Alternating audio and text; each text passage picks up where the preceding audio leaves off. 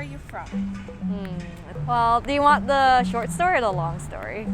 I was born in southern China in a city called Shantou in Guangdong, which is a small city. And then when I was 3.5, I immigrated to Canada with my parents to Vancouver. So I lived in Vancouver until 4th grade. And then I moved back to China, but this time to a much larger city, to Shanghai.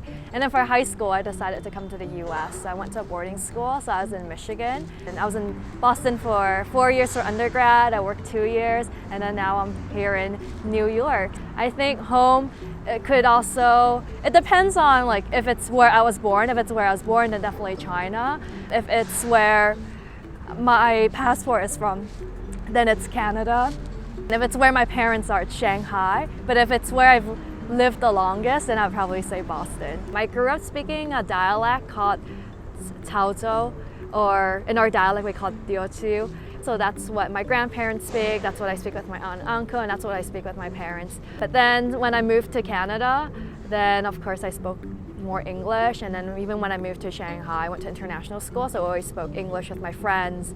I would say I'm most comfortable speaking in English, and I think when I think to myself, it's probably English too. Like if I'm looking in the mirror and I'm giving myself a pep talk, or I think I'm always just like, Kathy, you really need to focus, and I think that's in English. The funny part is when I count in math, or when I try to do mental math, I actually count in my own dialect. When I first moved to Vancouver from China, I didn't speak a single word of English. My parents didn't know English.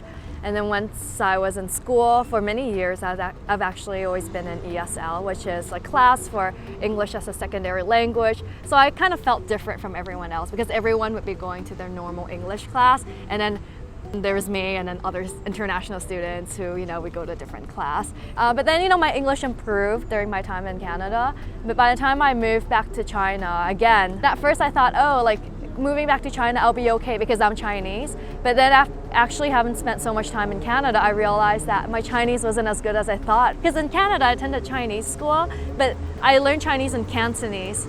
So that's completely different from Mandarin. It was a little embarrassing actually because I looked Chinese, but I couldn't pronounce a lot of the Mandarin characters. Experiencing like a North American education system where I got to learn more critically, got to explore more of the arts, which I really enjoy, be more creative. Also, like when I lived in China, where I come from a very traditional Chinese family, we always eat Chinese food for all 3 meals. Yeah, so then I never had like tacos before, but then now moving to the US, I'm so glad I discovered Mexican food. I really love it. Thank you.